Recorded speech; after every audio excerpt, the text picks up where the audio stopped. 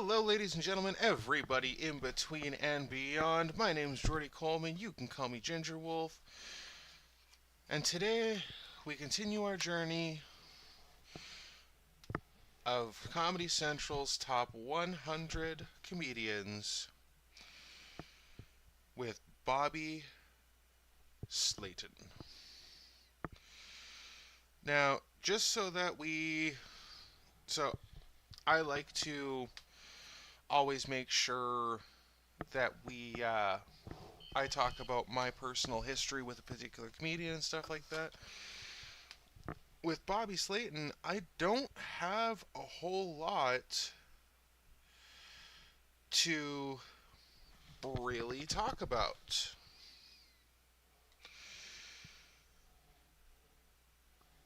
Because the only thing I know about him is that he was at Just for Laughs at some point in the 90s.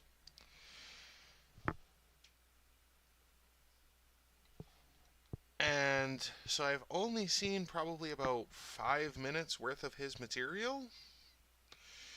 So I do not have a whole lot of knowledge of exactly who he is, what he is, that kind of stuff as a comedian. It is showing at the top here that he is a frequent guest on the Adam Carolla show from 2006 to 2009. I'm not a huge Adam Carolla fan. I think I've seen that show maybe 2 times in my entire life. So that doesn't really that doesn't help a whole lot. Um, they do. It is showing here that he is the pit bull of comedy. And it is also showing here, not entirely unlike Sam Kinison. And for those of you who are not familiar with who Sam Kinison is, it is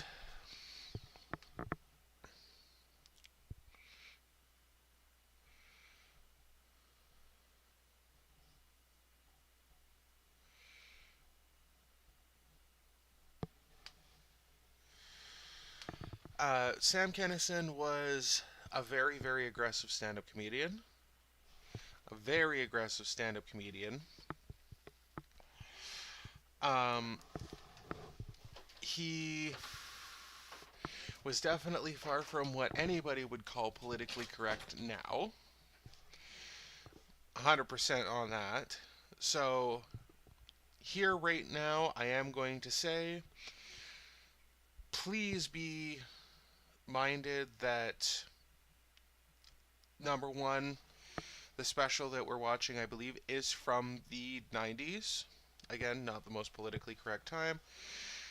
And Bobby Slayton is not the most politically minded stand-up comic. So, for anybody who appreciates a trigger warning, let this be your trigger warning. That being said, we've covered my history and we've covered the possible trigger warnings that may happen. Let's get into this. Now, from what I do remember of his comedy special, I did laugh quite a bit. Or from the little 5 minutes from Just for Laughs I saw, I did laugh quite a bit. So is this going to be positive and lighthearted and stuff like that? It very well could be. So, could this be politically incorrect and still funny? It very well could be. Because I honestly do not remember very much of the material that I did see. I do remember a little bit of yelling. So, take that for what it is. That all being said, let's get into his Wikipedia article. Oh, actually, before we get into his Wikipedia article, he does have his own website. If you actually saw the thumbnail that I have for the cover of this, it literally has like a little watermark of his website on it. So I thought, just for a lark, and just because this is a comedian that I don't know a whole ton about, I figured why not take a look at this little video that he has on his website about people talking about him. And it's got Jay Leno, Carrot Top, John Lovitz, Dana Carvey, Bill Maher, Robin Williams, Alice Cooper, Penn and Teller, Howie Mandel, and especially considering Howie Mandel was our comic of the week last week, I felt it was kind of a nice little bookend, as it were. Jay Leno, not a huge fan of. He's fine, like I don't hate him or anything like that, but just never was really a huge fan of him. Even when he was on the Tonight Show, I'd watch when there was a guest that interested me, and that was about it. So, for what that's worth. Sorry, hang on, there we go. Making sure my Twitch is going good. I'm watching my YouTube, but my Twitch wasn't going, so. John Lovitz, absolutely adore John Lovitz. Dana Carvey, we've already covered. Also, absolutely adore Dana Carvey. Bill Maher, I enjoy him to an extent. There is actually a thing I don't particularly care, that has kind of turned me off of him slightly. And that is because he invited Steve-O onto his podcast. And of course, if you know anything about Steve-O, he is a recovering addict. And Bill Maher smokes pot on his podcast. Fine, it's legal. I don't have an issue with pot or really most drugs, to be completely honest. But he refused to not smoke pot on his podcast to honor because Steve-O is a recovering addict. So that is kind of a bit of a hit against him in my personal opinion. Robin Williams, absolutely love Robin Williams. Alice Cooper, really enjoy his music, and I think Feed My Frankenstein is probably his most underrated song, in my opinion. I absolutely love, adore, and respect Penn and Teller, and Howie Mandel. So let's see what all of these guys had to say about Bobby. Hi, everybody. I'm Jay Leno. Welcome to the Bobby Slayton Show. Bobby Slayton had a huge influence on my career. Bobby Slayton, he's great. He's a very funny guy. He talks like this. Hey, you know what I'm saying? This guy want to come in and say, and you can't understand him. You got to go see him twice, which is kind of tricky. People say that Bobby Slayton gets cheap laughs by attacking the audience, but look, he doesn't physically attack anybody. All he does is publicly humiliate women and minorities. That's it. Bobby Slayton, talking about Yid Vicious, right? Jackie Mason and Shelly Winters had a kid. That was it. Came out of his mother going, that's it, I'm out of here. It's crazy. Why the hell would you waste any money seeing Bobby Slayton? He's an old, wrinkly Jew from New York. Who is it? That's Bobby Slayton. Bobby Slayton. Bobby Slayton. I don't want to do this. That I hate. It's the worst fucking act in the world. I first met Bobby back in 1979, and I can honestly say, Bobby, you haven't changed a bit, just like your material. You have to ask yourself, why would anybody go to see one of my very best friends, Bobby Slater? Slayton, Bobby Slayton, who's a household word, really, in some households. God, he's so fucking neurotic, it's insane. Don't let it infect your life. Run! Run to the nearest exit while you can! Get out! Well, I guess I didn't really need so much of a trigger warning. That pretty much did it itself. I do find it slightly irritating that they had George Wallace there, and in the picture-in-picture thing, and they didn't have him say anything. So, what the heck? George Wallace is right there. And he is probably one of the funniest comedians that we've had on our show, and yet he didn't say anything.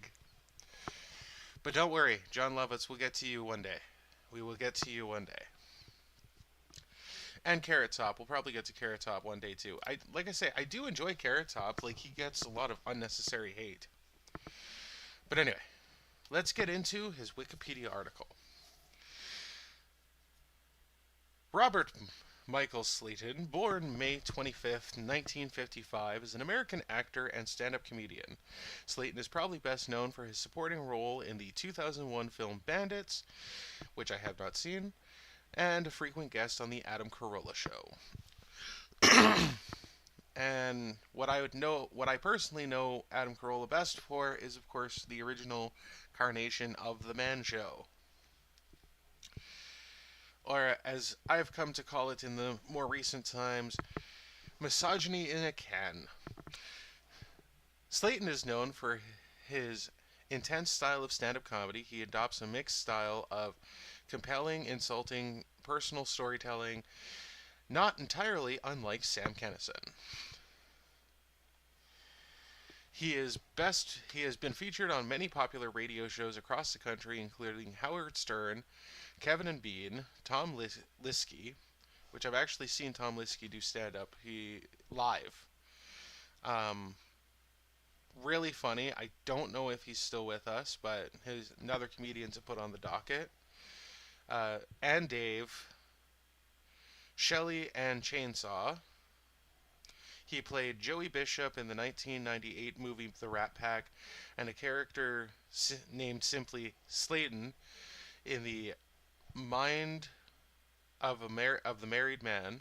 He also appears as himself on the IFC television show Maron in 2013. Slayton also played the TV comedian in Tim Burton's film Ed Wood, which I have seen, but it's been a very, very long time.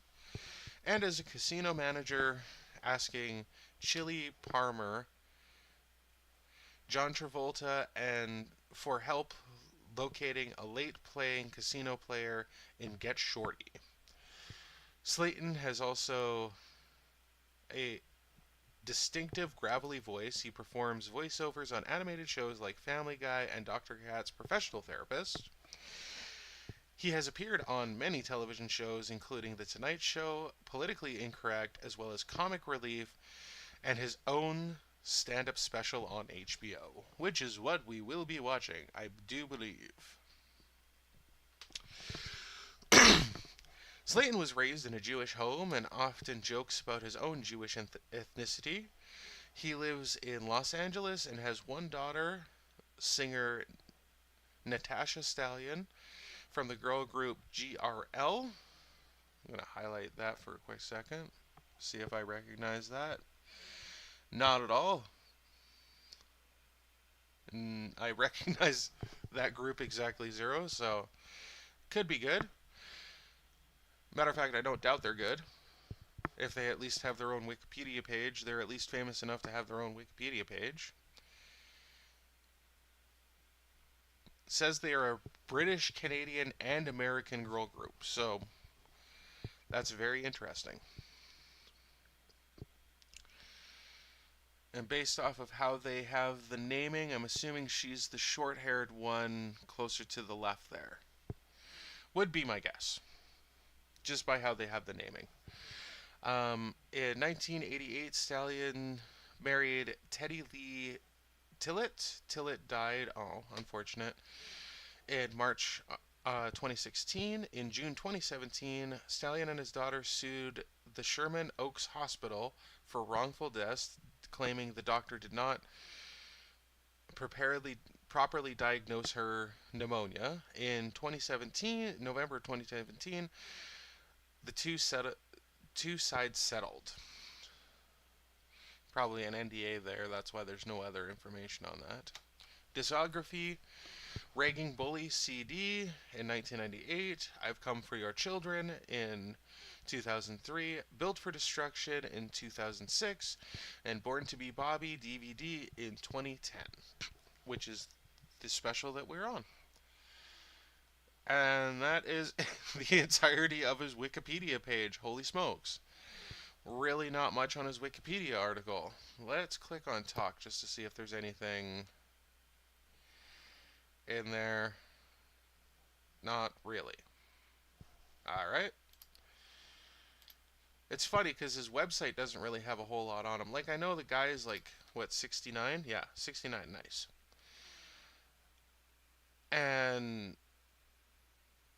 But his website really does not have much on it. Like, it's got this stuff from social media, and this is all stuff that is, like, relatively older. He had comedy shows at least in July of 2024 and September of 2023. So I'm wondering if he is almost retired. But just because his Wikipedia article was so short, let's take a quick read at Bobby Slayton, a comics comic. Which, for those of you who are unaware, the term a comics comic is actually specifically it's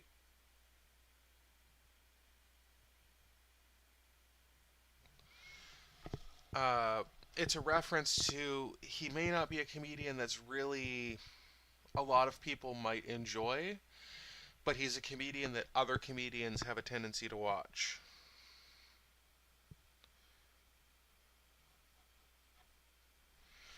So, for what that's worth, one of my personal favorite stand-up comics of all time is also a comics comic.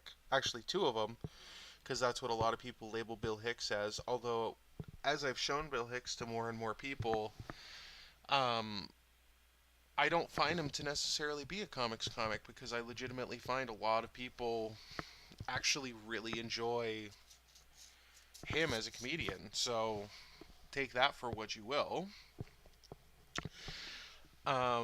But also, Dave Attell is also considered a comics comic. And as fair as that is, I think he's also a very underrated stand-up comedian. But he did just recently have his very first Netflix comedy special, so, you know, I guess in his later years he is appealing to a few more people here and there. So there you go. Alright. New York Daily News calls Stallion armed and dangerous. In the Las Vegas Review-Journal pointed out that Stallion's refusal to compromise his art has always made him worth a special trip. Stallion, often referred to as the Pitbull of comedy, has been performing his own intense style of comedy for well over 30 years, becoming one of the best known, respected, and energetic comics working today. Audiences around the country may recognize Bobby from his scene-stealing role in Get Shorty, Ed Wood, Bandits, Dreamgirls, and Bandits Again.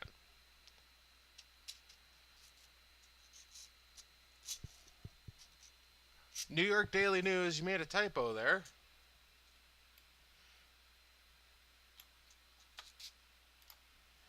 I know I'm one to talk because I mispronounce a lot of people's names and stuff like that, and I will totally cop to that, but... What? You're a professional news outlet. You should have somebody else to read that once? Like...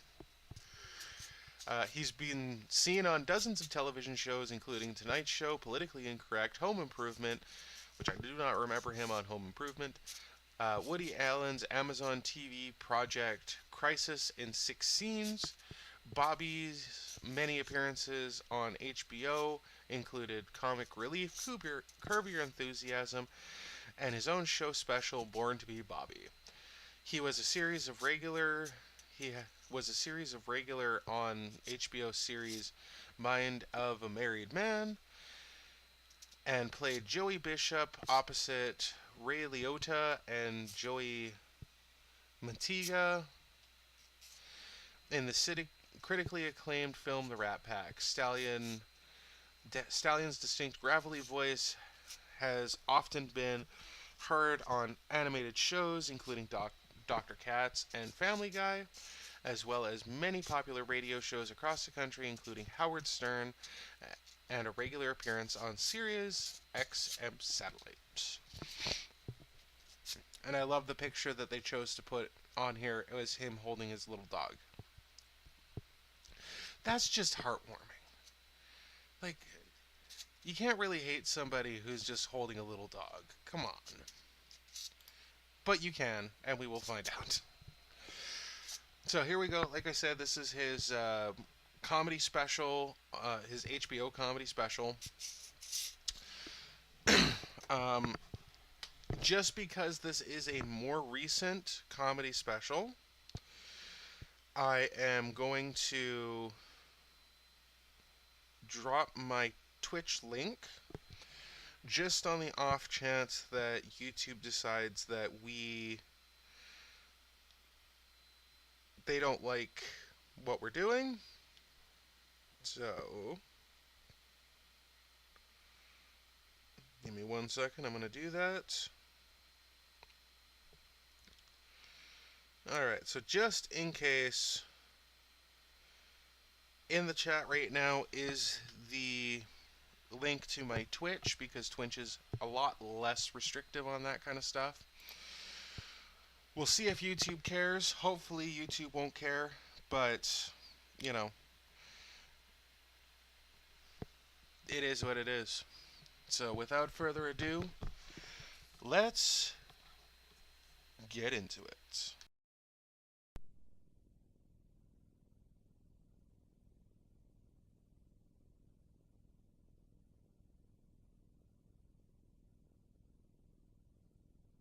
Full of comedy, and I'm getting ready to... Sorry, I'm just going to cut in. Clearly, this is literally somebody recorded, like, a DVD. So, just so that you guys are aware of why this is being like that, it's somebody's clearly just screen recorded a full DVD thing. So, my apologies for that, but regardless, let's get into it. To shoot my special tonight called Born to be Bobby.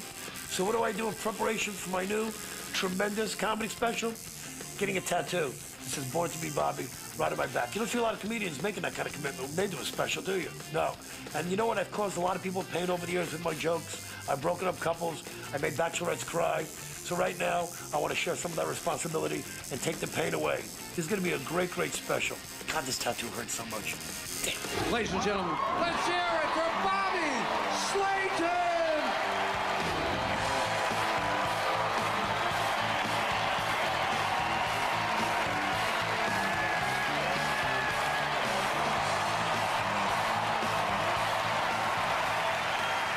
Thank you. You know, let's not get started on the wrong foot. To be honest with you, that was a lot more than I expected. I appreciate it, but obviously you people don't get out much, do you? You know, I got to tell you something before we start this thing. You know, I've been living in Vegas now for a couple of years. I just left, and I've been traveling on the road. I'm bringing the comedy to the people. And I just started getting back out there to the comedy clubs. And I honestly believe, and maybe I'm being naive here, I just believe that the government is doing everything they can since 9/11 to make airline travel safe for us. So here's the thing. I'm flying home yesterday, back here to Southern California. I'm at the airport waiting to go through security. Okay. There's an elderly Asian couple in front of me. They're really cute. They're like 80, 90 years old. I don't know if they were Chinese or Japanese. Maybe they were just tired, but they looked Asian. I don't know. I'm just saying. And they're really cute. They're walking like old people, you know, where it looks like they bought their shoes at one of those discount Payless places, and they forgot to cut the plastic thing, holding them together. Okay. So we get to the security checkpoint, and I guess these poor old people don't know that cosmetic, toiletry, gel, liquid law, which you're all familiar with. I don't need to tell you that when you fly, you can't carry shampoo. If it's over 6 ounces, you gotta claim it, put it in your fucking shoe with the computer. Okay, you know the drill. So these poor old people don't know the drill, and they're taking all their stuff away. And it's amazing to me, though, when you fly, and I'm sure there's a reason for it, that when you get on a plane and go through security, you can't have shampoo or conditioner, shaving cream, deodorant, or toothpaste. Every goddamn thing that terrorists probably don't use, we can't have. Right? Now, I look at the next security line, and these two big-nosed Arab-looking pricks right through security. And if there's Muslim people here, I mean that in the nicest way. So I say to security, look, I know you guys are just doing your job, but what are you doing to the elderly Asian people? Why don't you get the two big-nosed Arab-looking guys? And they say, sir, we can't do that. That's racial profiling. I said, I know. That's my point. I'm not saying the Arab-looking gentlemen are going to blow up the plane, but look around. If anybody's going to do it, it's those two motherfuckers. Not the elderly Asian grandma. That's all I'm saying. Elderly Asian people do not need to be detained at security. Now, at the DMV, that's a different story.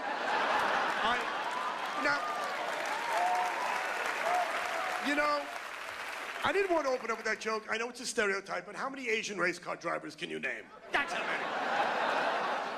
Arab men, on the other hand, know how to drive. They'll take a truck full of explosives, go through a barricade, and blow up a fucking embassy or an army base. They know how to drive. Asian people don't. Now, anyway, so like I said, I've been in Vegas now for 2 years, and it's interesting. So I'm sure you've all been to Vegas, the entertainment capital of the country. It's also the honeymoon capital of the country. What's amazing, though, is they don't tell you it's also the suicide capital. And last year, it was voted the fattest city in America. Now, what I understand is why it's the suicide capital. It's also the honeymoon capital. So there's got to be a correlation.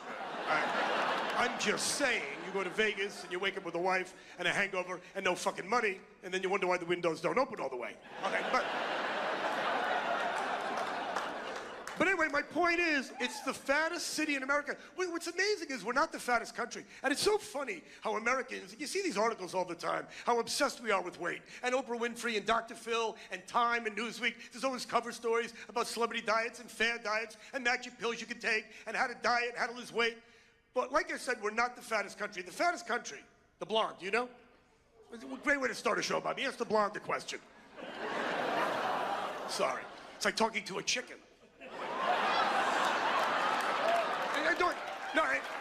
And don't take that the wrong way. I love blondes. I nailed a lot of blondes before I got married. All you need is a shiny object to distract them for a second. Anyway, I'm sorry, I've given you time. Okay, the fattest country, and by the way, we're taping this for television, but if you say something stupid, we'll cut it out. Can you just, don't help her, can you just name a country? Just name another country.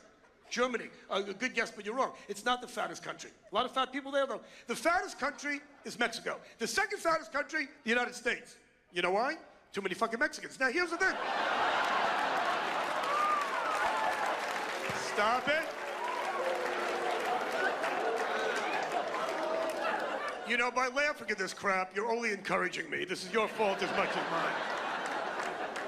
And by the way, I want to say something else. You know, when they introduced me, they call me the Pitbull of comedy. It's a little name I've had for many years. For maybe 25 years, he's Bobby Slayton, the Pitbull of comedy. And I wanted to call this special, you know, the Pitbull attacks, or the Pitbull bites back, the Pitbull unleashed. My manager, my wife, and a lot of people close to me said, Bobby, you got to stop with this Pitbull thing. Because what happens is, people, you know, are afraid to come to your show. They don't want to sit in the front row. They think you're going to be aggressive and attack people. And I don't do that. Occasionally, I'll talk to somebody in the front row who needs my help, and they don't listen because they're retarded, and I yell at them, and it appears that I'm attacking. But you know what's interesting? They found out that pit bulls over the years, and I said this from day one, you know, pit bulls really are the nicest animals in the world. And we found out when that asshole Michael Vick went to prison a couple of years ago. What did we find out?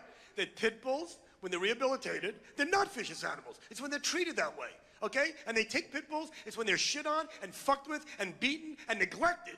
More about my marriage later. What happens... No, but you know what, though? I think most of you married guys understand that. I think most of you married guys are like pit bulls, you know? And you're really nice until your wife gets a hold of you. Your wife's like Michael Vick, Michael Vagina. Yes. I should have been a doctor or a school teacher. I'm throwing my life away with this comedy shit. I have too much to offer the world. A missionary, a politician, something to help people. What I'm saying is, if you look at married people, are you two married? I see you talking to her. Are you married? Okay, how long have you been married? It's 10 years, so you know exactly what I'm talking about. You're married 10 years. I'm married 21 years. With a windshield factor, it's like 1,000. What I'm saying, and I'll say this on television, that I'm sure that your wife has said to you how nice of a guy, when she met you, you were a great guy, and now you're a fucking asshole. You've heard that in one form or another. Exactly, thank you. The doctor is in. I'm not the pit bull. I'm the doctor of comedy.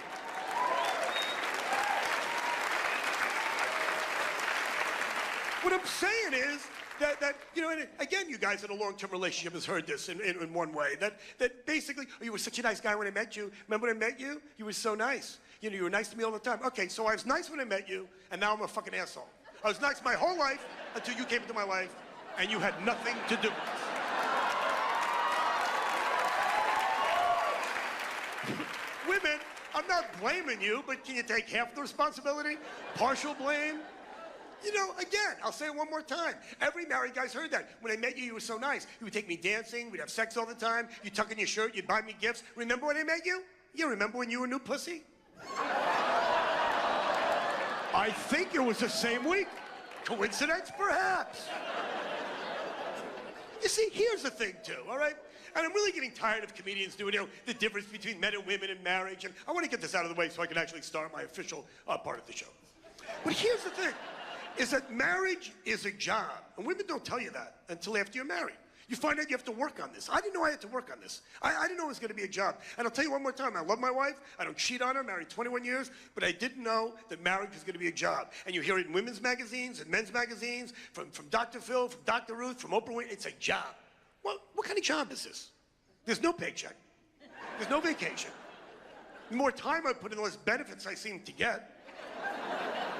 And God forbid you just look at pussy. I'm not talking about cheating, I'm talking about looking. What are you looking at?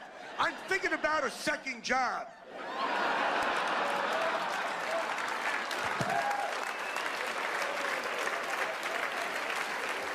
I am trying to keep this family together in this economy, and I get no appreciation whatsoever. You know what it is, though? You know, my wife said to me when I was getting ready to tape this show, my wife said to me, you know, on your last couple of CDs, you do all these jokes about women and all these stereotypes about women. Are you going to do that on your new Showtime special? And I said, you know what? The jokes I do about women may be stereotypes, but they're based on you, and they're all fucking true.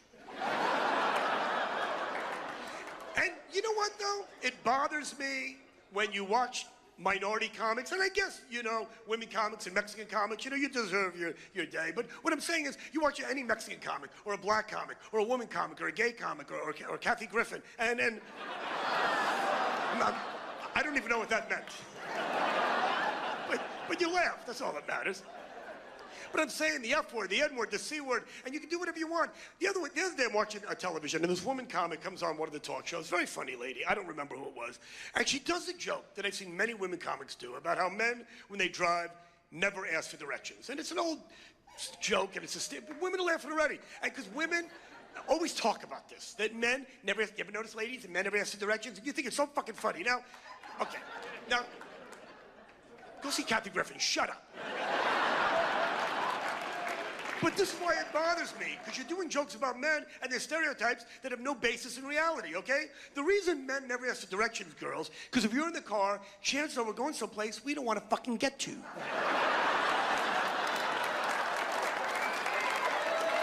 It's as simple as that. Believe me, I got World Series, U2 tickets, tickets to the Stones. You know, I know exactly how to get there. I got it mapped out a week in advance like a bank heist. I know exactly what to do. Where to pee, where to park, how to get in, how to get out. I know what I'm doing. I'm going to your mother's house for Christmas. Fuck, we missed the exit, you know.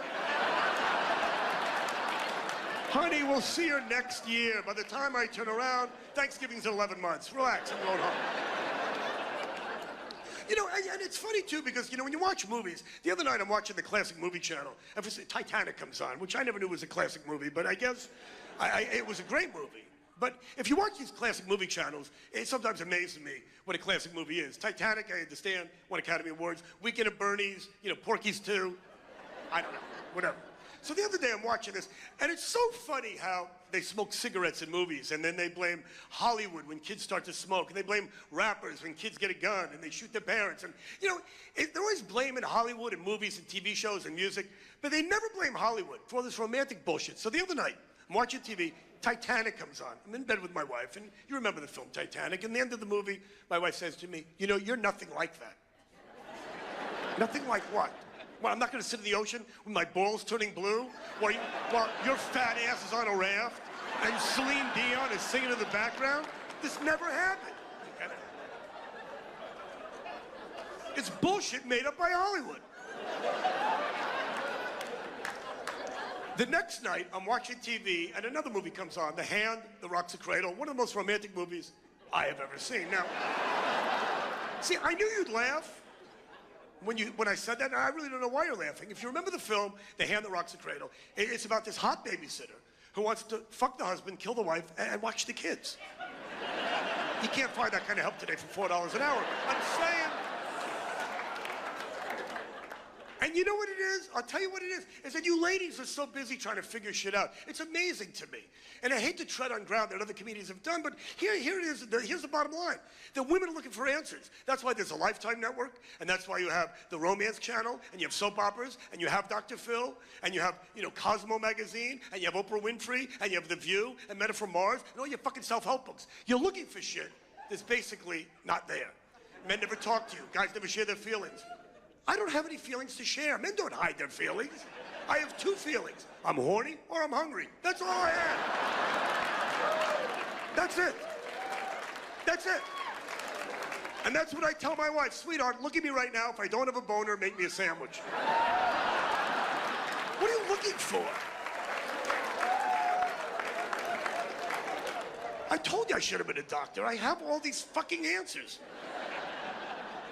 My husband never talks to me. You ever stop and think maybe your husband has nothing to say? That's why man invented the telephone. You want to talk? Go talk. That's why I have a TV. I have a TV. You go talk. We'll meet halfway. We'll have dinner. We'll decide who takes the kids to school, and then you go your separate way. That's why my marriage has been great for the last 5 years. I've been in Vegas. I don't see my wife 6 days out of the week. I come on one day to see my dog. I pretend I want to see my wife, and it's fucking great. It's always with the talking ladies, And it's amazing to me. Like every night my wife will call me, how was your show? The show was great. I'm on the road. What are you doing? I'm watching Letterman. Then she'll call me the next day. What are you doing? I'm in some shitty little city. I'm at the mall. I'm walking around. I'm jacking off. I'm taking a nap. That's my day. Sometimes I take a nap, then I watch Letterman, then I jack off. I switch it up. In case I'm getting followed. You don't want to do the same thing every day. It's like talking after sex. After sex, can I just watch TV or take a leak or make a sandwich or walk the dog or brush my teeth? And I can't do anything because after I nail my wife, she won't let it go. She's wrapped around me. I'm like a goddamn mental patient on a ride. Get off. Ride's over. Disembark. Get off. You never talk to me after sex. I know. I talk to you before sex. That's why I talk to you at all, is to get sex. My plan worked. Why should I keep talking to you? Do runners keep running once they cross the finish line? No.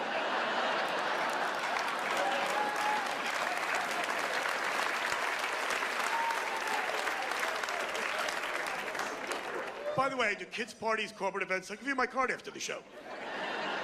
I'm just saying that women, you don't understand. I love having sex with my wife, but I know it's going to be a whole big operation. There's foreplay, and then she's got to come, and I got to find G-spots and erogenous zones. This could take days. I think that's why guys jack off a lot. You're married 10 years, you still jack off? You jack off, right? You know he jacks off, right? Make sure you get that. He jacks off. But you know what? No, that was a cheap shot. I got better cheap shots than that. No, but it's nice, he masturbates after 10 years. It doesn't bother you, does it? No, because you can get stuff done. Some bonbons and watch some TV or something. Exactly. See, my wife gets mad when I jack off. She takes it personally. Well, why do you do that? Because number one, foreplay. Not natural for a man. It's bullshit. You guys like foreplay before you jack off? Do you sit there for 10 minutes? Not yet, I'm not ready. I've been talking to you. No! Bullshit! You think cavemen had foreplay? No. No, before Dr. Phil and all this other bullshit, what the caveman did what came natural. You found a woman, you hit her over the head, you dragged her in the cave, oonga boonga, and that was the end of that. Coming out with your friends, you high-five, you snip your fingers, and you look for dinosaurs.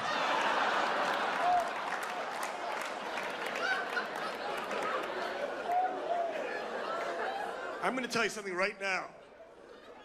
I masturbate so much that when I fuck my wife, I feel like I'm cheating on my hand.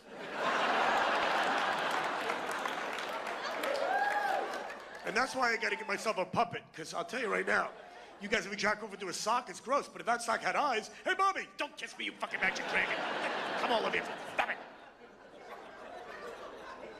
I'm just saying when you make love to a chick, you got to find erogenous zones and clits and spots and do the hokey pokey and turn yourself around. It's like an Indiana Jones movie. And turn the right titty to the left and left titty to the right before the magic vagina may or may not open. I don't have time for this bullshit. I can jack off and brush my teeth at the same time. With a sandwich between my legs, ready to rock.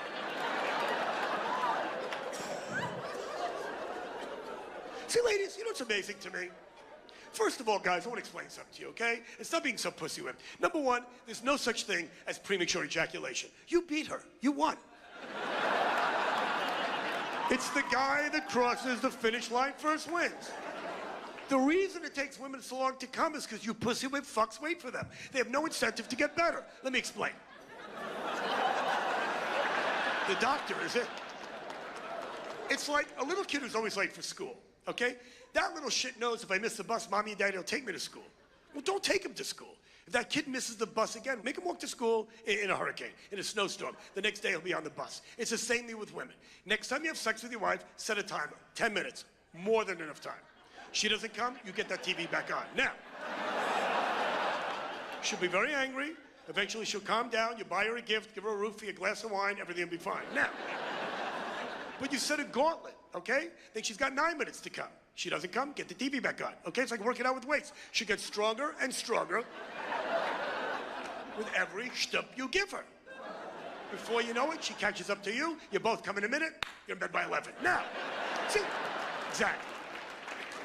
That's why, I never understood why you guys get mad if a woman fakes an orgasm. And again, you'll read this in men's and women's magazines. Is your wife, did she really come? Did she really have an orgasm? Who gives a fuck? Why would you guys open up a can of worms you don't have to open? She said she came, leave well enough alone. Sad. Because like I said, I come in a minute. If my wife goes, I came. Okay, I believe you. Can we watch TV now?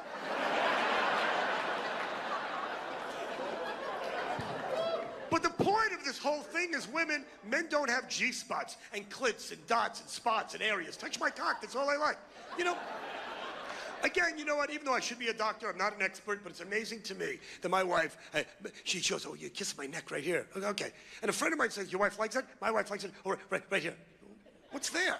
There's no hole, there's no nipple, there's nothing there. There's just, okay, I'll do it. Just don't reciprocate. Touch my cock, that's all I like. I don't have clits. Get the fuck off me. Stop nibbling on my ear. Get what are you, my grandmother? Fuck. Touch my dick. That's all I like. Stop it. Biting me, talking to me, get the fuck, you're annoying me. That's why man invented the necktie. Nice tie, penis, you are here. It's like, you are here. It's like at the mall, with the map of the mall. You are here, touch my penis, I get things to do. You see, here's the thing, Mr. Pimple of comedy, so far, I've attacked nobody in the crowd. For the last 20 minutes, I talked to the blonde, asked her a question. She had a nice answer, she was wrong, but here's the thing. For the last month, I was practicing the show. I could not wait to come here to this lovely theater in Southern California. So I was going to comedy clubs around the country, and the other night I taped it. The director wanted to see it. He goes, well, let me see what you're going to do. So sitting up front, where you guys are sitting, it's like a table of a bachelorette party. There were 30 young women. Young lady's getting married. She's 21 years old. Now, here's the thing. I don't want to ruin a woman's bachelorette party. I don't want to make a come on. I mean, you're getting married. Even Mr. Pitbull knows. You're getting married, and your bachelorette party next to your wedding night is very important. And I don't want to ruin it, but I'm trying to do my show. And she's sitting up front, and all these women are shit-faced. Now, here's the thing.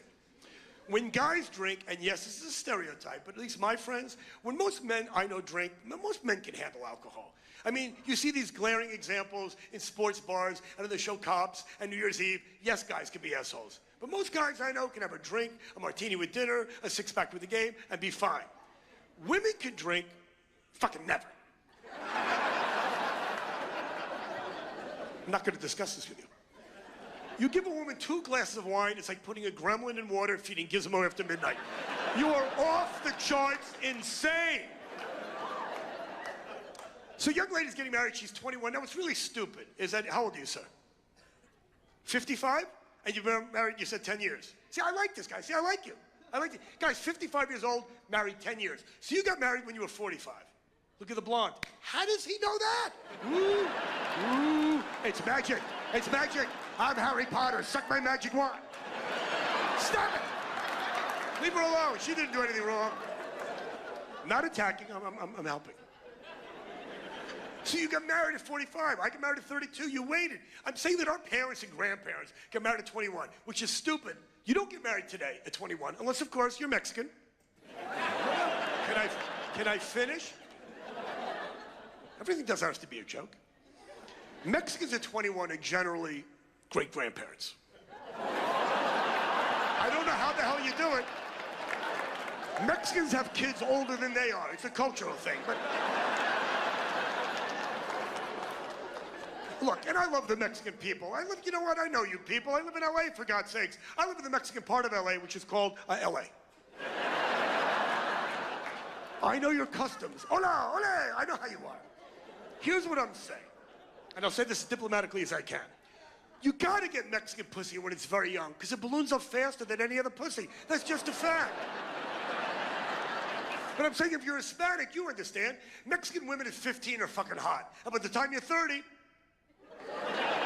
you look like a float in the Macy's Day Parade. Fact! Every old Mexican woman is fat, and most young Mexican women are skinny. I think the old Mexican women actually eat the young Mexican women. Hola, feliz Navidad.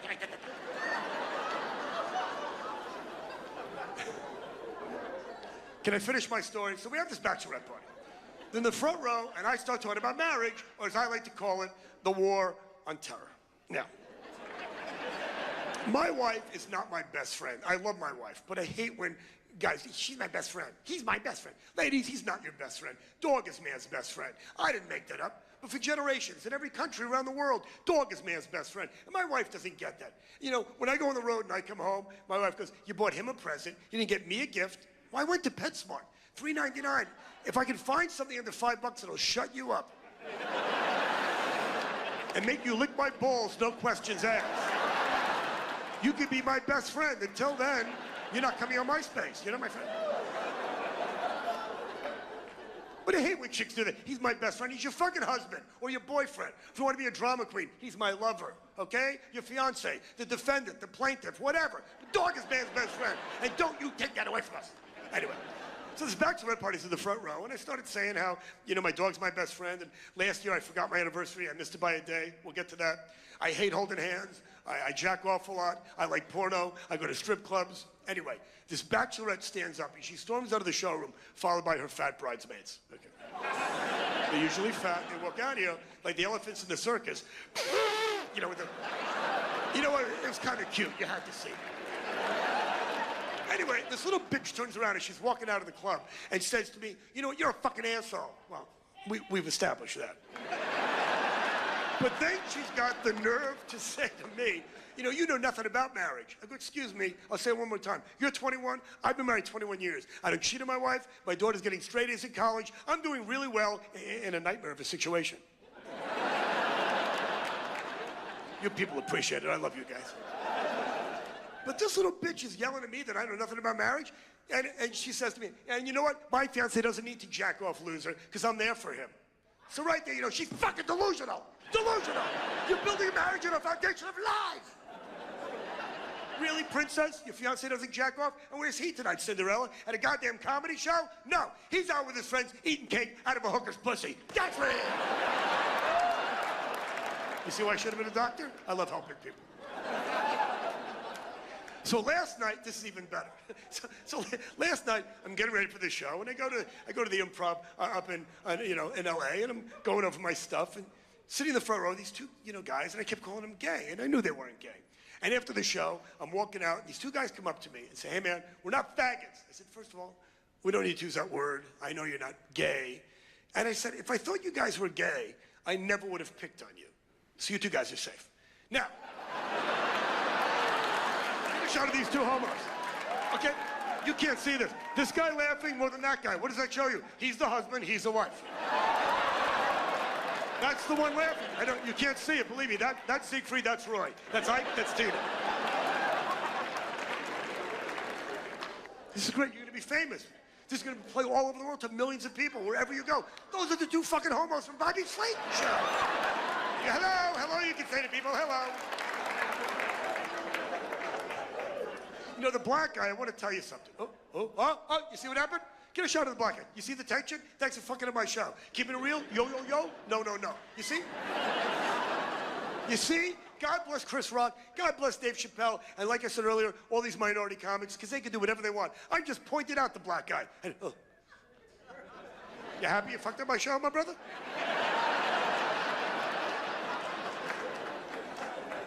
I'm sorry, I call you the black guy. What is your name? What? Begwin? What the fuck did he say? Beckway? Duckman? Duckman? What was your name before you went to prison? You have a regular fucking name? Holy shit with their names. Dickman, Arsenio, Oprah, Mookie, Plaxico, and you wonder why you can't get a cup with your name on it at Disneyland. That's a white man's fault. Hey, by the way, let me tell you something else before we continue with these black jokes. First of all, my God, is there tension? You see the tension you've created? What did I say early in the program? That when you're a minority comic, you do whatever you want. You know, it goes back. Let's bring up another classic movie. White Men Can't Jump. Remember that movie? Okay. You know what? When that movie came out, I said, you know what? I can't jump. I said, it's a fine motion picture. I get no problem with that. White men can't jump. But if you dare to make a movie called Black People Cannot Seem to Shut the Fuck Up in a movie theater, oh, boy. Oh, boy, we got problems.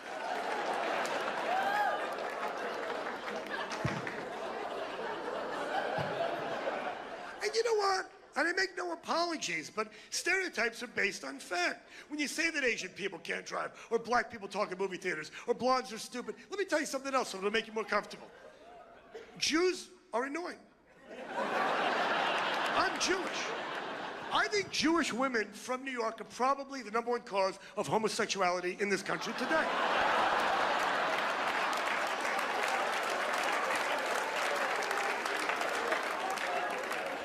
Let me give you a perfect example.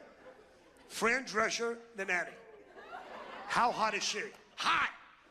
And she opens a big fat Jew mouth. Hi, how are you? Hair, hair, hair. If I came up to that, I'd be sucking cock in a second, my friend.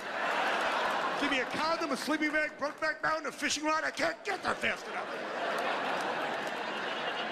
Gay guys like musicals. These things, married guys don't get head. All based on fact. Fact. I know half the crowd's on my side. Excuse me, there's not a married guy in this room happy with his blowjob situation. Let that sink in. There's not a married guy alive that has ever come home from work and said to his wife, you have to suck my cock the second I walk in the door. I've had it with this bullshit. Can't you ask me how my day was? Can't you hold me? Talk to me as a person. Do I have some recognition out there? You know, it's so funny. When I told you earlier I was going to tape this, my wife said to me, are you going to do more jokes about my wife doesn't blow me? And I said, I might. She said to me, you did that on your last 3 CDs. I said, well, don't you see a pattern here?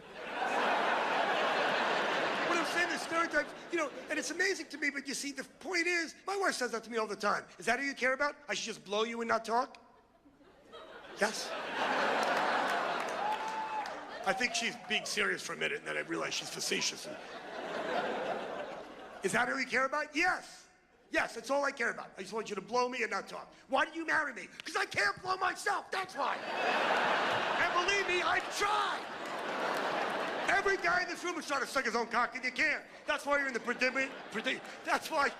Shut up. It all worked out. Guys can't blow themselves. And that's why you're in the predicament you're in today, okay? And believe me, I've tried to suck my own cock. I've tried everything, okay? I took yoga for a year. I bought a Craftmatic bed that folds up. I've tried everything. I'm serious, I took yoga for a year. I tied myself into like a pretzel. I was this close to looking at my balls, and I got a fucking Charlie horse in my goddamn leg. But I tried. I made the effort, and that's what's important. But you know what? I get it now. I get it. There's a reason. There's a reason that guys can't blow themselves. If guys could blow themselves, there'd be no people. There would have been one generation of man, and aliens would have found skeletons in a cave with their heads between their legs and a rusty remote control, and that would have been the mankind as we know it today. Are you okay, sir? I've been married 10 years. I got to give you credit for that. I really do. When's your anniversary? Don't tell him. When's your anniversary? What? Easter. Do you have a date?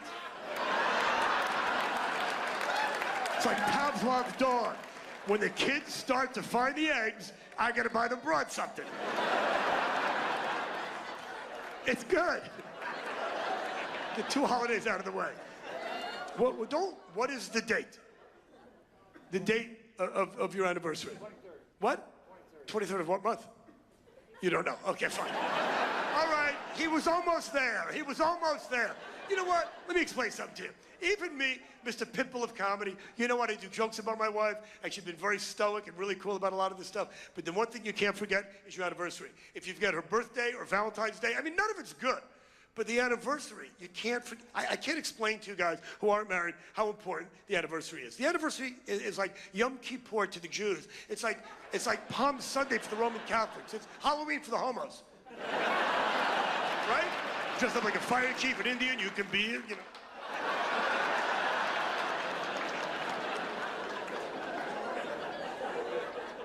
Is he romantic after 10 years? That's what's important. I mean, besides coming to my show, what does he do that's romantic? Does he take you out for dinner ever? You see, you can't go wrong with that, gentlemen. Does he take you away ever for your anniversary, for a birthday, a little vacation? Ever buy you flowers or perfume? Or yes. Okay, he buys her shit. You see what I'm... Okay, it's about money to women. It's about money. It's about money. So let me explain something to you. And this is not a woman's fault. Ladies, I'm going to stick up for you. I'll make it quick. It's called a blow job, okay? Some guy, in his infinite wisdom, named it blow job, okay? Now think about it. Who gives the best head? Hookers and porno stars. Why? It's their job. When does your wife blow you? When you buy her stuff. She's getting paid for the job. It's a job. Subliminally, subconsciously, a woman's mind, not the blonde so much, but a woman's mind. In case you're tuning late, it's like talking to a chicken. A woman's mind picks that up. It's a job to you. Your wife blows you when you buy her stuff. That's why, see, that's a man's fault. If we would have called it blow vacation. How nice does that sound? Honey, come on down. You need a blow vacation. Take your time. Doesn't matter how long it takes. 8 days, 7 nights. It's all in the wording, okay? There's wording that makes stuff... Anal sex doesn't sound nice to most people. Hey, I'm not pointing fingers, I'm just saying. Anal sex, you know what's amazing too? If you go to an adult bookstore or one of those porno shops and you look at all the different sections, it doesn't say anal sex, it just says anal. Because I think by the time you say anal to a woman, she's already left the building. Anal sex, honey, what? What, I'm not finished. Ah. Of course women don't want to do that. Anal sounds worse than blow job. Anal. You hear the word anal? It's not associated with anything good. Anal. It's not going to be a soup of the day, a Ben & Jerry's flavor, a crayon color. Anal means something's wrong with my fucking ass. I need a doctor. 911. Call the police. Fuck. Ow. I can't sit down. Anal. Fuck. Anal sex. Yeah. Now, if we called it, let's say, quality time. Little quality time, a blow vacation. There's your Valentine's Day. There's your fucking Easter. Stop holding on to your wife. You grab her one more time, you go to the homo table. You want to sit at the homo table? There's nothing worse than when I see guys holding their wife's hand. You gotta stop this shit, I'll tell you why. Last year, my wife comes to Vegas. I'm doing a show there. My wife comes to Vegas, not a big fan of Vegas. It's our anniversary. I gotta work. She's not happy. I understand. I'm waiting for her to get ready. You never see that happen. It was crazy. I was ready to go out for dinner. She wasn't ready. It was a wacky night. I'm sitting downstairs in the casino at the bar, and I'm just playing off, just to get the free beers. I won $4,000. I said, you know what? This is an omen. It's my anniversary. My wife hates Vegas. She's not happy. I'm going to take this $4,000 and spend it on my wife. Show her what a romantic guy I could be, how great Vegas could be. And I take the $4,000, and we get room service. We get champagne sent to the room. We take a helicopter ride to the Hoover Dam. I took her to a show. She had a massage, a manicure, a pedicure. I sent her flowers. Went through the whole $4,000 in 2 days. Now, thank you. You should have been there. I know. I'm glad I get some appreciation from you people. So what I said before is that Vegas is the honeymoon capital of the country, so all these young newlyweds and people in love are there. We're on the elevator going to our room the next night. This after spending $4,000. There's a couple holding hands. It was you, dickhead.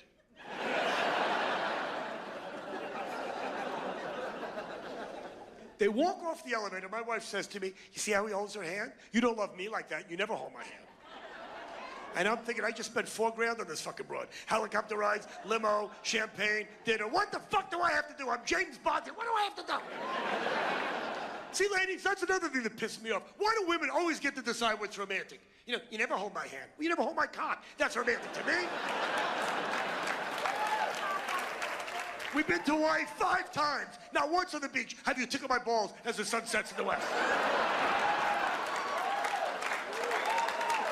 Gotta hold your hand. When we get to the corner, if you're afraid to walk across the street, I'll hold your hand. What are you, a monkey? What are you, 9? What are you, retarded? Are you a 9-year-old fucking retarded monkey?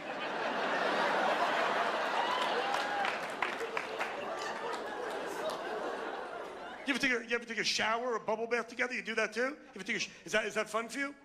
No, it's not fun for you. No, it's not fun for him. Look at him, it's not fun for him. Taking a shower. See, women like that. That's another thing you see in the movies. Let's take a bath or a shower. Looks good on paper. Reality, what happens? You take a shower with your wife, and she winds up into the hot water, and you gentlemen are standing there like a goddamn mental patient. With a shriveled up dick and soap in your face.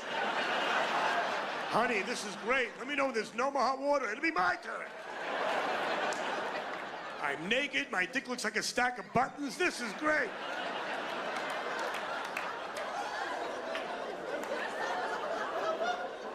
My point is, it's about money to women. Women blow you when you buy them shit. You know, there's a show I just saw. If you ever get a chance to see it, it's played in Southern California. I actually saw it in New York. It's in Vegas now. It's called Bodies. Have you heard of the show?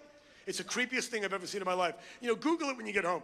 It's some mad scientist found a way to take real human bodies, and there's like 30 of them, and somehow take the skin off and plasticize them. So you see how the human body works, and they're real people. So when people run, you see the muscles and the tissue, and you see when people have lung cancer, what happens to the body and the reproductive system, and they focus on the brain. Okay, the women's bodies that you see, and it's done very subtly, if you look in the woman's pelvic area, you can actually see this little money counter.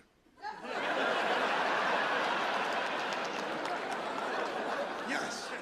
If you remember the Good Humor Man of the ice cream, I had that change counter based on a woman's pelvic area. Before a woman fucks you, there's a little artery that goes to her brain. She figures out how much money you have, and the vagina opens or not, like a Venus flytrap. It is fascinating. It is educational. The pussy takes American Express. That's why it's shaped like an ATM machine.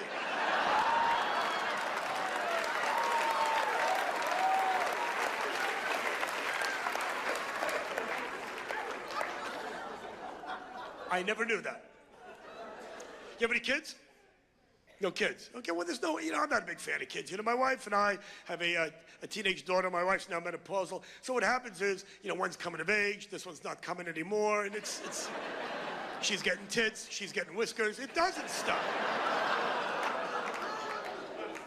It really doesn't stop with you ladies, does it? I'm getting zits, my ass getting big, I'm getting stretch marks, I'm getting cellulite. I can't help you. I'll give you money. Call the doctor. Call AAA. It's beyond my jurisdiction.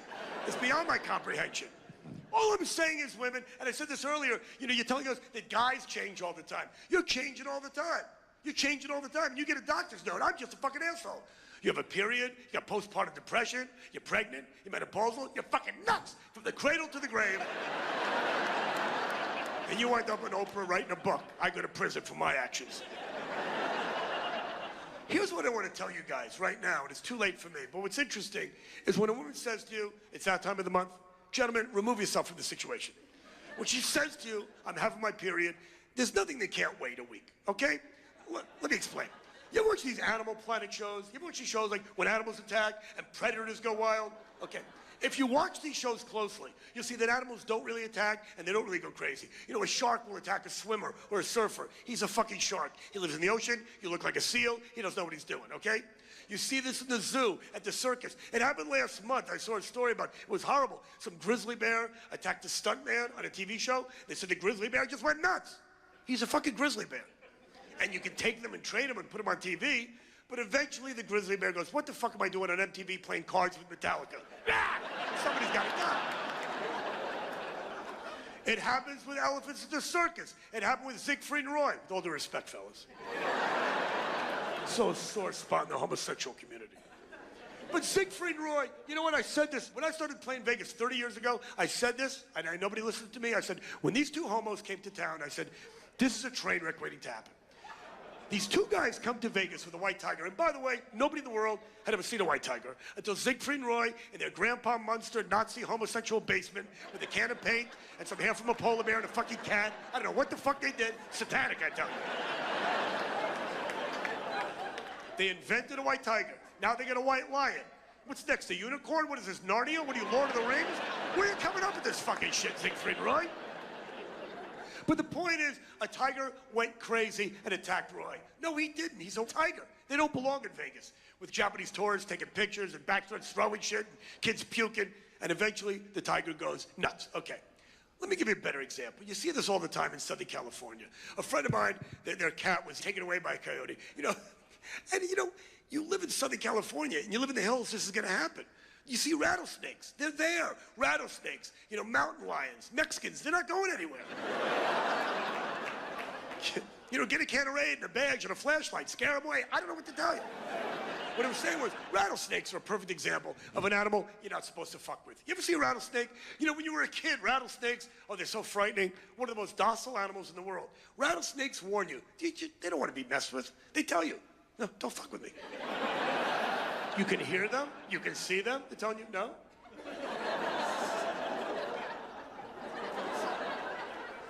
Women are the same way. That was a long way to go for this joke. Thank you for hanging in there. Wow.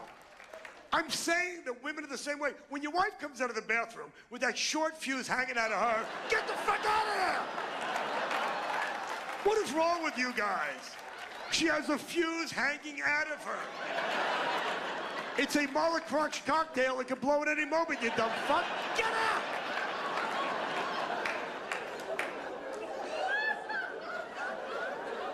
It's really interesting, too, when I said to you I have a teenage daughter, and I keep forgetting she's not a teenager anymore. She's 21 years old, and every time I introduce my daughter to people, she's a teenager. Daddy, I'm 21. But it goes by really quickly, and they grow up very quickly. And if you have a kid, you know this, and it's sad. She's moving out next week with a boyfriend. And I realize it's part of life, but it's just not right. And you know what? How come your wife can't grow up and move out? And your children stay with you? How great would that be? Wouldn't that be great, guys? Honey, you're 50. You're getting big. It's about time you got your own place. You don't fuck, you can't cook, your work is done here.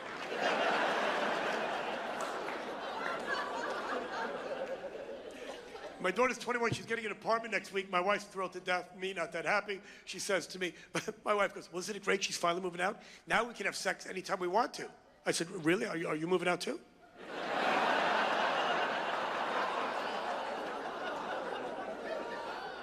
I'll tell you what's tough is shopping for your wife. I mean, you're married 10 years. When you first met your wife, I bet you could buy her some clothes and buy her a nice little outfit. And you know what happens? The longer you stay married, the tougher it is to shop for women. Because here's what happens. They get older, sizes change, colors change, themes change. I don't wear shoulder pads. It's the wrong season. I don't wear that anymore. I'm too old for this. I don't really like that.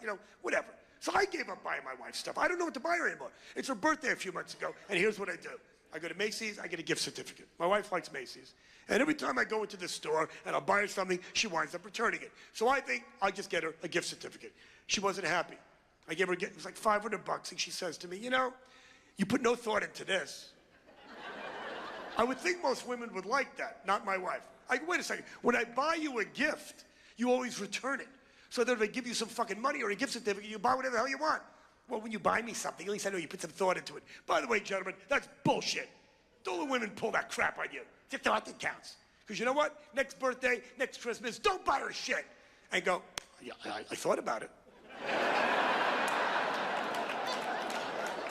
And then I thought, fuck her, The Sopranos gave it on DVD, she'll get herself something. I go to Victoria's Secret to buy her a gift, and you know what? I don't care how hot your wife is, I don't care how much you love your girlfriend, you walk into Victoria's Secret, at least the one in Beverly Hills, and the chicks there are so goddamn hot. They look like they stepped out of the pages of the catalog. So this young lady, oh my God, 22, 23, whatever. She says to me, it's your wife's birthday, what do you see her in? I said, her coffin, what are you doing tonight?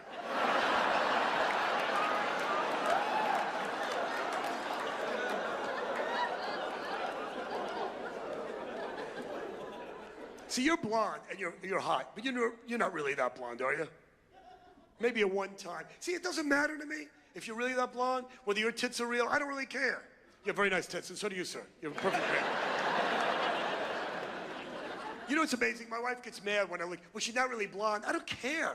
You think those tits are real? I don't care. She's had her teeth capped. I don't care. I don't care. I don't care. I'm a guy. I used to whack off to Betty of erotica comic books. This is fine. She's got a vagina. She's not you. I can work with this. My wife dyed her hair blonde about 2 months ago. because she read an article, I'm not making this up, she reads an article in Cosmo magazine that says, if your husband likes blondes, why don't you dye your hair? It'll spice up your romance and mystery to your lovemaking. I said, who the fuck talks like this? I said, you want mystery? How about if I go out and I fuck other women and you try to guess who they are?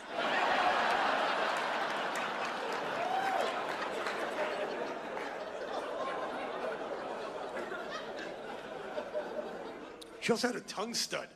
I go, what are you, Lindsay Lohan's mother? I come home, she's got a tongue stud. I go, what's that all about? She says to me, it makes oral sex better. And she starts walking at me.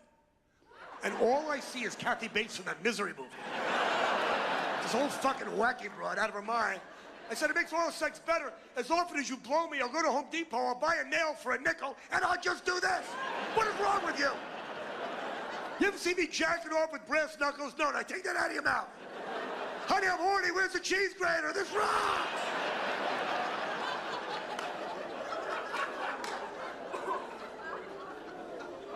You watch porno together?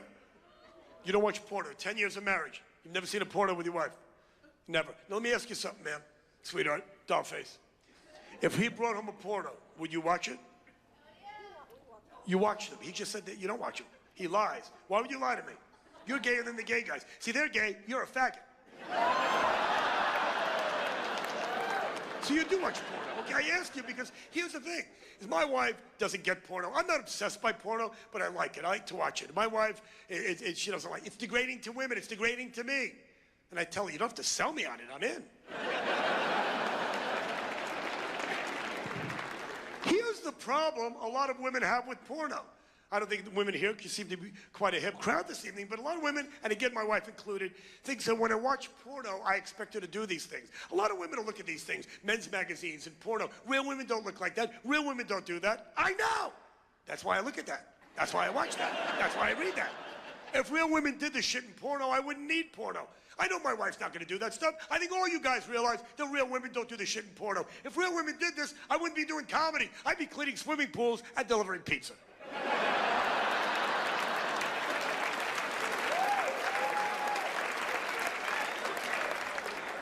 We had a couple of porno stars at my show the other night, and these two ladies are sitting there with their husbands, and after the show, we're having a drink, and there's a whole bunch of people sitting around, and this porno chick, I don't want to really say her name on television, but she's done so many movies, and does some great work. She blurts out for no reason, you know what? I've done 200 movies, I've never had an orgasm in one of my movies. And the other porno chick goes, yeah, I never come either, I just fuck guys for money. And I'm sitting there listening to this, I think like you guys, I'm devastated. It's like telling a kid there's no Santa Claus, no Tooth Fairy, no Easter Bunny. I mean, my life was flashed in front of me. Fuck, why am I living?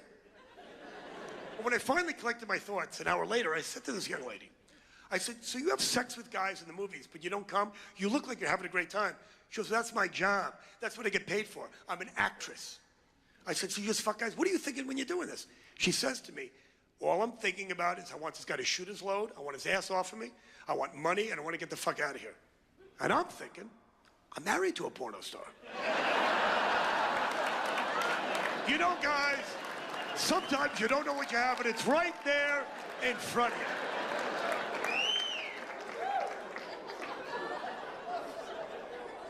But here's the funny part. They give me a pile of movies, and I put them in my bag, and I take them home. And I don't watch this stuff at home, but I'm on the road. You know, you got to do your research for nights like this. So my wife opens up my bag and says to me, Anal Invaders 3? I can't believe you brought this into the house. I go, well, why not? She says, it's fucking disgusting. I said, first of all, you don't know what you're talking about. You didn't see the first two Anal Invaders, you know? This is a trilogy. You gotta watch Anal Invaders 1. It's like Lost, The Sopranos. You don't start mid-season. You don't get to know the people. It's like Harry Potter. Anal Invaders 1, get to know everybody. Unbelievable. But this is a part of the show where I don't really want to do apologies, but I want to make some explanations here. First of all, the Arab jokes that I did early in the evening, I have no problem with Muslim people because, you know, I'm not saying you're all bad people. You know, you can't judge a book by 800 million bad apples. And if you do too many Muslim jokes, I got to call Salman Rushdie. You have a guest room? You know, I don't need that right now. The Mexicans, I think jokes about you. How many Mexicans are here tonight? Any Mexicans? All right. 10 or 20, enough to clean up, that's all you need. How many? Exactly. Hola! Hola! I had the free. You know what? You gotta say, and I gotta say, that nobody works harder than the Mexicans. You know, in this economic meltdown that we're having in this country, which hopefully will turn around soon, and this depression, this mortgage crisis, whatever it is. You know, when I was in Vegas last year, and it was horrible, in the summertime, you see these Mexican guys standing in front of Lowe's and Home Depot in 130-degree weather looking for work. And I'm saying, you know what? You gotta give them credit for that, because they really work hard. You know, you don't see how to work homos in front of Michael's Arts and Craft Supply or Joann's Fabric looking for decoupage or rubber cement, you lazy homo. Fuck! I say that out of jealousy, because you know what to buy another guy. I don't know what to buy my wife. You can buy him a sweater, a jacket. He doesn't like it, fuck him, you get to wear it. And I'll tell you something else, and I want this on television. You know when you're gay, you gotta get great head, because a guy would know how to suck another guy's cock. And I'm saying, see, my wife does not give good head, and I can't tell her that, because I don't get no head. And shitty head is better than no head. It's like Domino's Pizza at midnight. That's all that's open. It's a good fucking pizza. Oh, Asian guy. Hey, I didn't even see you. An Asian guy with a white woman. You know what, Samantha, get a shot of this. This is really great. No, I'll tell you why. I got a great story for you. Hold that thought there. Okay. So here's the thing. I meet my daughter's boyfriend a few weeks ago, and a very nice man. But you know what? When you're a father, you know, you see these movies, Father of the Bride, Meet the Parents, and it's really tough for a dad when, you know, your little girl's getting married, your little girl's growing up. It's different with a guy. I'm sorry it's a double standard, but it's true. So my daughter says to me, Daddy, my boyfriend's coming over. And I've been on the road for so long and traveling that I never got to meet this kid. So he comes over. She says to me, you better sit down. I said, well, whoa, here we go. What, has he got herpes? He wrecked my car? Are you pregnant? Are you getting married? Well, why, what's going on? He says to me, Daddy, and I'm just freaking out because she's never said to me, you better sit down. She says to me, just want to let you know, he's half black. And I said, is it the top half? Because I'll work with you in this situation. I said, and I actually had a sigh of relief. I said, you're dating I think you were dating Carrot Top. I'd have to kill both of you if that happened. And I said to my daughter, don't you remember? I said, why would it bother me that you're dating a black guy or a half black guy? I don't care what color a man's skin is. And I said to my kid, don't you remember about a month ago, you found a box of pictures from a long time ago, and you said, Daddy, who's this beautiful black woman? I said, that was my girlfriend before I met your mother. She said, oh yeah, I forgot. You dated a black woman. And with all due respect, what do they say about black pussy? And it's so true. It is so fucking true. Once you go black, you never go back. I couldn't go anywhere. She took my wallet, my car keys, but here's the thing. Yeah, motherfucker, give it a real. That's what I do, motherfucker. But what I was saying was, you know, you see interracial marriage now, which I don't think should shock any of you. You'll see, you know, a black guy with a white woman, a black woman with a white guy. You see a lot of Asian women with white guys, but it's very rare to see an Asian guy with white women. And obviously this lady must have major computer problems.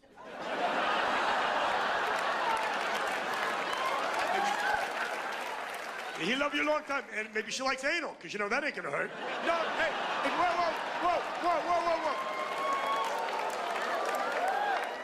I've seen Asian porno. I know what I'm talking about. No, if it makes you feel any better, my wife's Asian. My wife's Hawaiian. Not really, but she's shaped like a pineapple. Let me tell you something. I'm trying to be serious for a moment. I've actually never had Asian pussy, I probably never will. But here's the thing. If I had to start life again, I think I would get an Asian wife, and I'll tell you why. If you have a Chinese wife, that means she's got Chinese friends. You could fuck all her friends and go, I thought it was you. Exactly, you know what I'm saying. You know what I'm saying? Come on, you can't tell them apart. That's why the easiest job in the world has got to be a police sketch artist in Hong Kong. No matter who you draw, that's the guy. Of course that's the guy.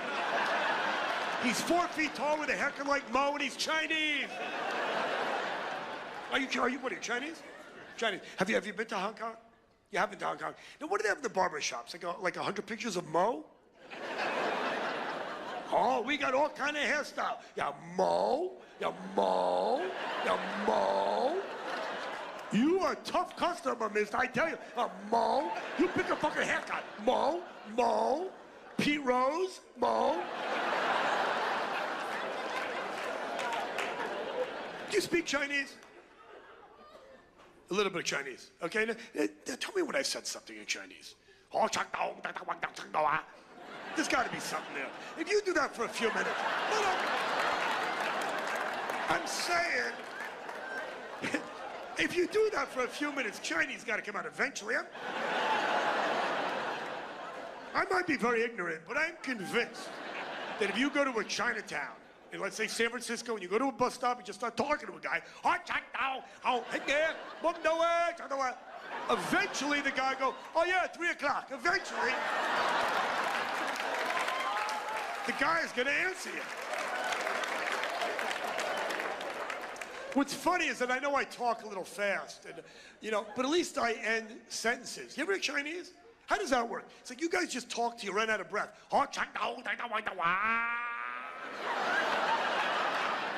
Take a breath, have an egg roll, let your friend say something. That kind of sounds like Chinese. See, okay, now you being Chinese, if there was a Chinese guy and a Japanese guy on this stage, you can't always tell who's who, can you? You can't even see a fucking stop sign. Don't fuck with me! I'd have to deal with these people. If there was a Chinese guy and a Japanese guy, okay, you tell them apart when they speak their native tongue. Because Japanese and Chinese sound nothing alike. Even if you don't understand the languages, Japanese is a beautiful language, but it sounds like they're constipated.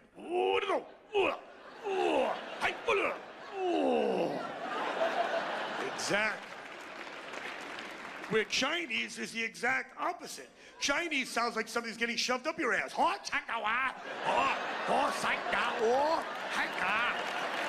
I know, the gay guys, you love that. I wrote that for you. Oh, boy. Here comes the airplane into the hangar.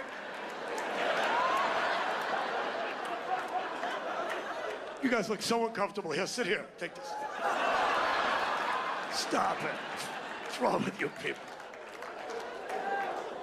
Well, this seals my fate on Ellen DeGeneres on the Be On That show. Okay. Anyway, let's quickly review everything we've learned so far tonight. Because I like to end on a positive note. You can learn a lot from minorities, and I'll give you a great example. I'll never forget this. When my daughter was little, we went into an Indian restaurant one time, and Indian people, and by the way, when I say Indian, let's make it clear, I don't mean ooh, I mean, those people you can't even fuck with. They're like nuts, because, they don't like the word Indian. Yeah, I played an Indian casino a few months ago, and I went there, and the guy said to me, look, Bobby, it's a midnight show for the high rollers. They can do any jokes you want. But if you make fun of our people, we're very sensitive about the name Indian. We're Native Americans. And you would think they would change the fucking sign. You don't have to have Indian casino, Tonto. You can change it. So, I went out of my way. Thank you for your understanding. I went out of my way at the end of the show to thank my Native American hosts. I walk off stage as drunken Indian. I know, you don't see that often. He comes up to me and goes, hey man, it's indigenous American. I said, the guy that runs this place, he's told me Native American. He goes, well, that's because this is Indiana, and my tribe is from South Dakota, and we like, indigenous American. I said, well, you know what, I never got your smoke signal. I'm sorry. And then, I said, what's your name? Partly Cloudy? Because you're a very negative man. And he made it rain, and I couldn't play golf the next day. So be careful when you fuck these people, because they can fuck up your golf game or your day in the sun by the pool. That's all it takes. One, hey, and you're fucked. Okay, anyway. So back to my story. I digressed. For the blonde, it means I got off track. So here's what happened. I remember taking my daughter, when she was little, to an Indian restaurant, and this, woman had a dot on her head. And my daughter says to me, Daddy, how come these women have a dot on their head? And I asked the woman, and with all seriousness, you know what she said to me? The reason that Indian women put a dot on their head, it means they're married. A red dot, they're married. A black dot means they're a widow. And my daughter says to this woman, don't you have a wedding ring? And she said, no, that's an American affectation. And there's something you can learn from another culture. Because in this goddamn country, when you get married, you got to spend, 6 months' salary on a wedding ring. It's all about materialistic bullshit. And you guys know what I'm talking about. You got to buy shit. And it's Valentine's Day. And the pussy takes American Express. Everything we discussed tonight. It's all about money, money, money. How great would it be to learn from the Indian people? You fall in love, go to CVS, get a magic marker, 89 cents. Honey, I love you. Here's your friendship dot, your engagement dot, your wedding dot. Tic-tac-toe. Now fuck me already. And if you give good head, I'll give you a star. How great would that be to walk down the street with a chick with a giant star on her head? Guys will be looking at you, ho, you're the man. Hey, you've been great. I gotta go. Thanks a lot. I'll see you later, everybody.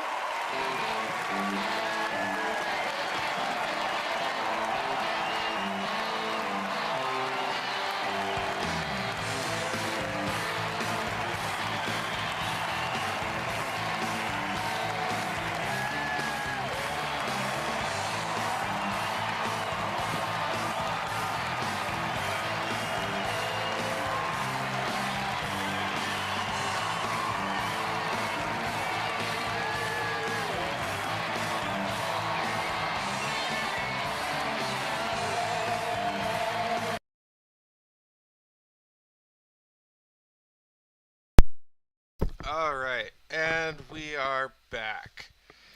I did give a trigger warning at the beginning just because, you know, it likened him to Sam Kinison, and yeah, Sam Kinison definitely was not a politically correct comedian, and I did definitely. I definitely.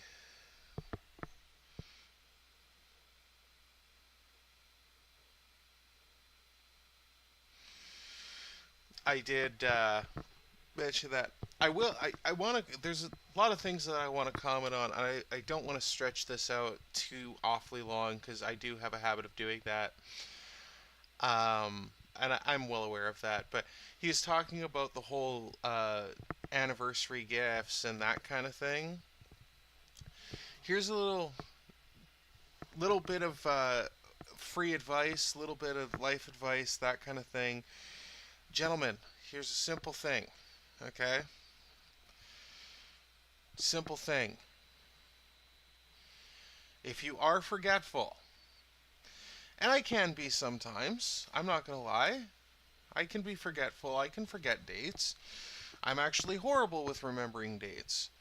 I've said several times to my significant others that if it wasn't at the same time every year and other people saying happy birthday to me, a lot of times I'd forget what my own birthday was. That is a straight up truth. But here's the thing, if you're a guy and you have a habit of forgetting shit like that, preemptively buy gifts. Preemptively buy it. If you don't want to buy a gift, make a gift. You know, as he said, women always say it's the thought that counts. Yeah. What are you thinking?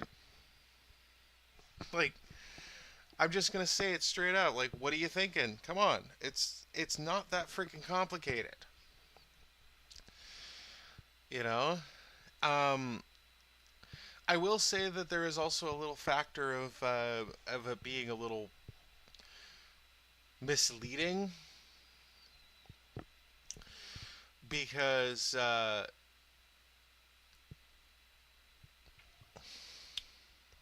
here's the thing. If you do have a habit of forgetting as well, another factor is, and again, it's all supposed to be jokes. It's all supposed to be humor.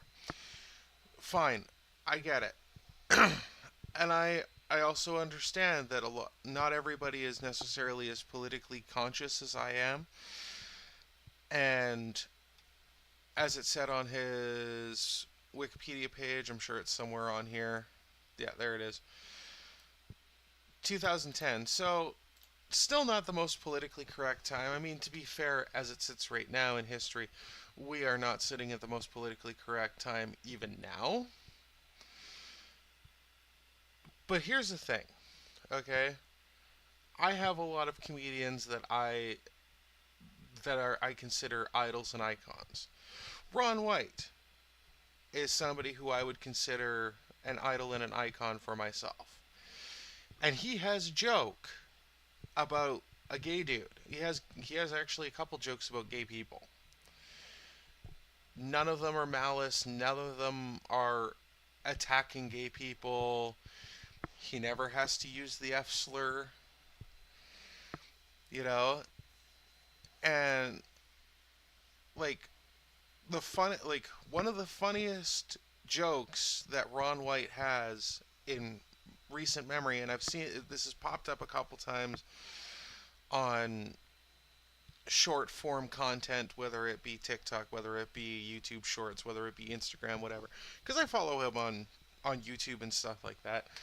He has a joke where he's talking about, he's like, I had a gay guy blow me once, and it occurs to me that if somebody would have walked in on that, they probably would have assumed we're both gay, but we weren't, it was just him.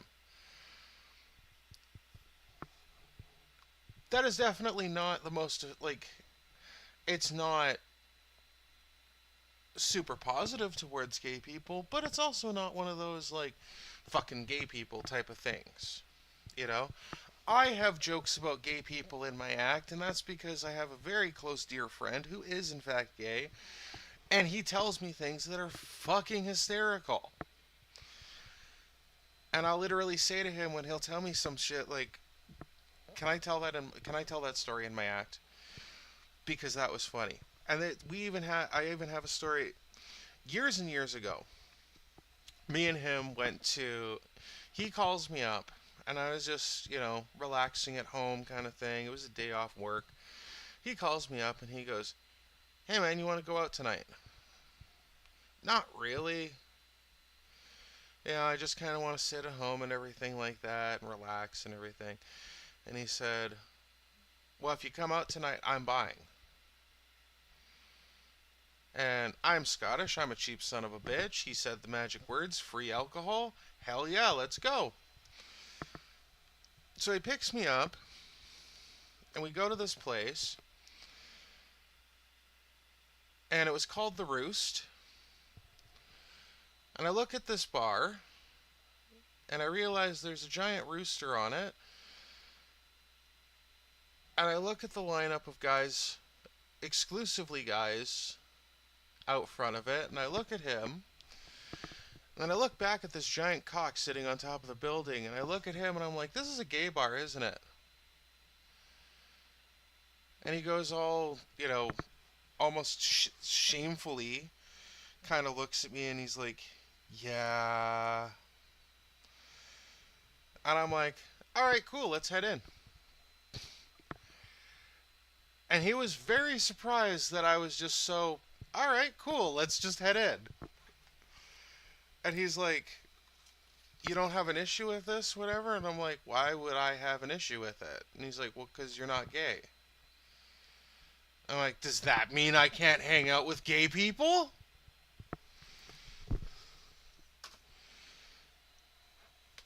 Just because I'm not a gay person doesn't mean I can't go out and have a good time with a bunch of gay people.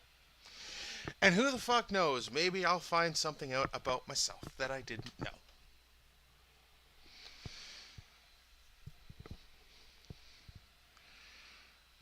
And that's true. That's a situation. And the funny thing is that I was the best. I have come to realize I am the best wingman, especially for a gay dude. Because the second a gay dude was hitting on me, I was literally just like, I'm very flattered, thank you very much. I'm not gay. But have you met my friend Chris? He's very gay.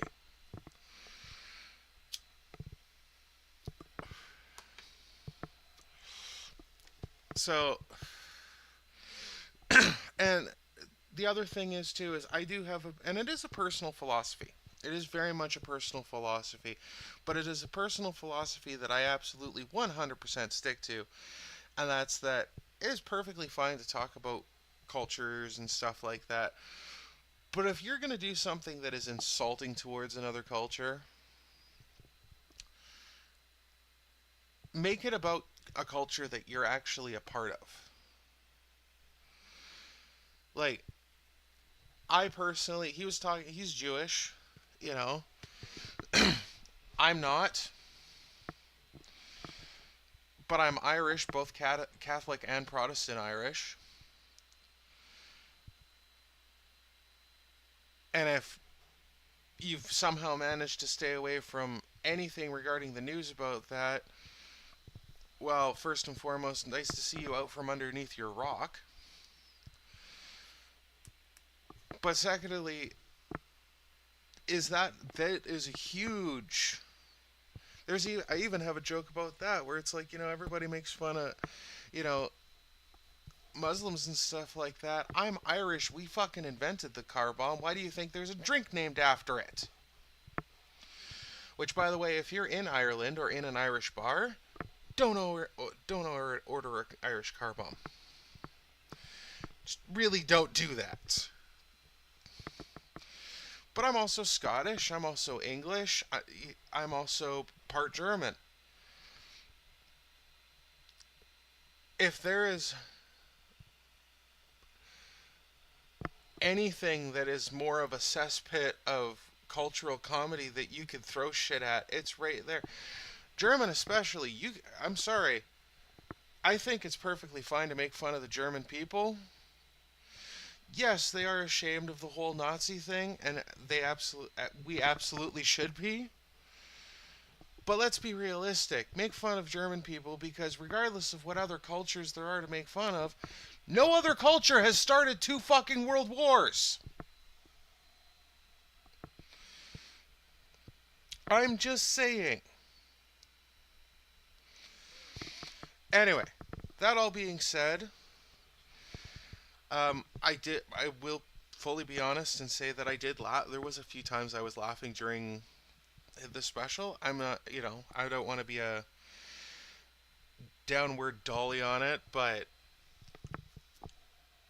there was another thing, the dot for the on the forehead thing. That was actually something he did say it just for laughs, and I will point out the fact that too, being it just for laughs does mean that, especially if you make it onto the Just for Laughs television thing, that does mean that you can actually work clean. And I'm not saying I work clean in a specific sense. I don't. And I'm not going to chastise a comedian for not being able to work clean. Because, I'm a big fan of Carlin, who was definitely not a clean comic and stuff like that. But I work without profanity. And there's a reason for that, is because if you work without profanity, you can work different crowds. You can work different audiences. You can work different things like that. However, it doesn't mean that I'm a clean comic, because I do talk a lot about sex and stuff in my act, because the simple fact of the matter is you want to talk about things you don't know, that you do know. And that being said, is that he was talking about the whole women can't have an orgasm and stuff like that and blah, blah, blah, blah, blah.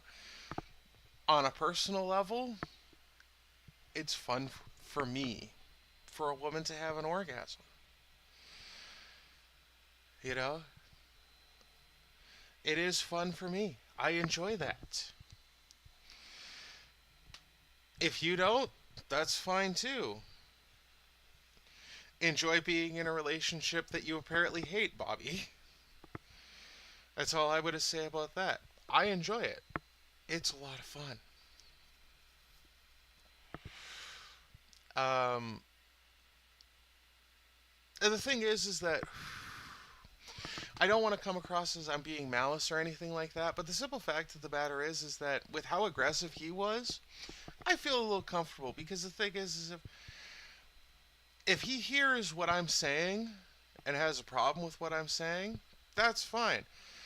That just tells me that he can dish out shit like this, but he can't take it.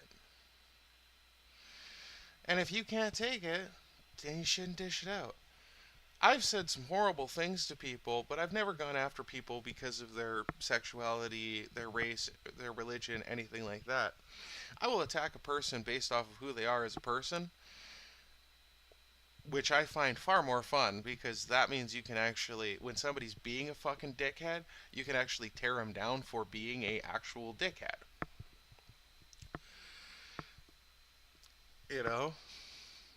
So, but I can also see, because as we were talking on his site, he doesn't have a lot on it, and he doesn't have anything upcoming. I clicked on that already. We'll click on it. And it doesn't seem like he's working a lot. So, maybe that's the world kind of telling you, Bobby, that it's time to kind of change your particular style.